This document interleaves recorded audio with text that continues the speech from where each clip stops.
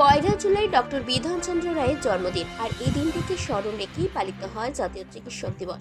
Doctor Bidhanchandra রায় একদিকে যেমন প্রখ্যাত চিকিৎসক ছিলেন, অন্যদিকে তেমনি রাজনীতিবিদ হয়ে পশ্চিমবঙ্গের মুখ্যমন্ত্রীর দায়িত্ব ভালো পালন করেছিলেন। তিনি 14 বছর রাজ্যের মুখ্যমন্ত্রী ছিলেন। তার জন্ম 1882 সালের পয়লা জুলাই ও মৃত্যু দিবস 1962 সালের একই দিনে। সারা রাজ্যের বিভিন্ন জায়গার সঙ্গে দুর্গাপুরেও মহকুমা কংগ্রেস সেবা দলের পক্ষ থেকে নববাংলার রূপকার বাংলার প্রয়াত মুখ্যমন্ত্রী ডক্টর বিধানচন্দ্র রায়ের প্রয়াণ দিবস ও 142তম জন্মবার্ষিকী পালন করা হয়। রঘুনাথপুর কংগ্রেস সেবা দল কার্যালয়ে এক অনুষ্ঠানে বিধান রায়ের প্রতিকৃতিতে ফুল ও মাল্যদানের মাধ্যমে বাংলার রূপকারকে শ্রদ্ধা নিবেদন করা হয়। এই কর্মসূচিতে সভাপতিত্ব করেন পশ্চিমবঙ্গ প্রদেশ কংগ্রেস কমিটির সদস্য তরুণ রায়। এছাড়াও উপস্থিত ছিলেন দুর্গাপুর মহকুমা কংগ্রেস সেবা দলের সভাপতি অমল হালদার, আইএনটিইউসির নেতা রানা সরকার, পূর্ণেন্দু পান্ডা, সংগঠনের যুবনেতা সিকান্দার আলী, সুব্রত ঘোষ সহ সংগঠনের অন্যান্য কর্মী ও সদস্যরা।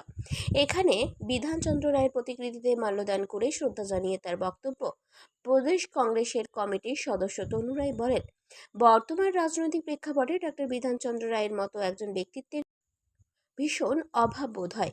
তার দূরদর্শিতা এবং বাংলার উন্নয়নে কাজ করার নিঃস্বার্থ প্রয়াস আজও আমাদের কাছে আদর্শ। সরাসরি রাজনীতিবিদ না হয়েও তিনি ছিলেন বাংলার একজন সফল মুখ্যমন্ত্রী। শুধু ভবিষ্যৎ প্রজন্মের কাছেই নয়, বর্তমান রাজনীতিবিদদের কাছেও বিধানচন্দ্র রায়ের কর্মজীবন এক আদর্শ।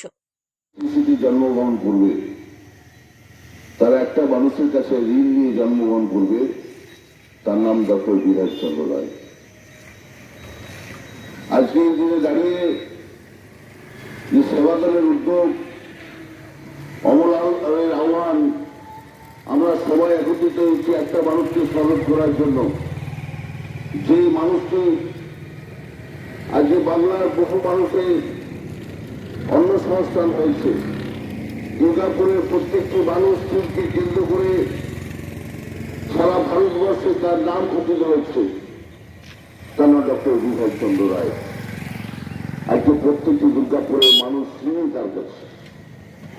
তাই দুর্গাপুর ভারতবর্ষে একটা সরকার, যে সরকার প্রতিনিয়ত তার কালা আইন দিয়ে এই শিল্প শহরকে যে শিল্পের গোড়াপত্তন করেছে দুর্গাপুর, সেই দুর্গাপুরকে তিলে তিলে শেষ করার পরিকল্পনা করছে। প্রত্যেকটি মানুষের কাছে কংগ্রেসের পক্ষ থেকে আমাদের আহ্বান, এর প্রতি গর্জে উঠতে হবে।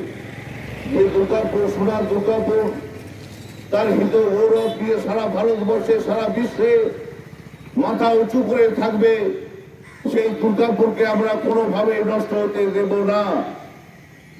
এই প্রতিশ্রুতি আজকে দেওয়ার দিন।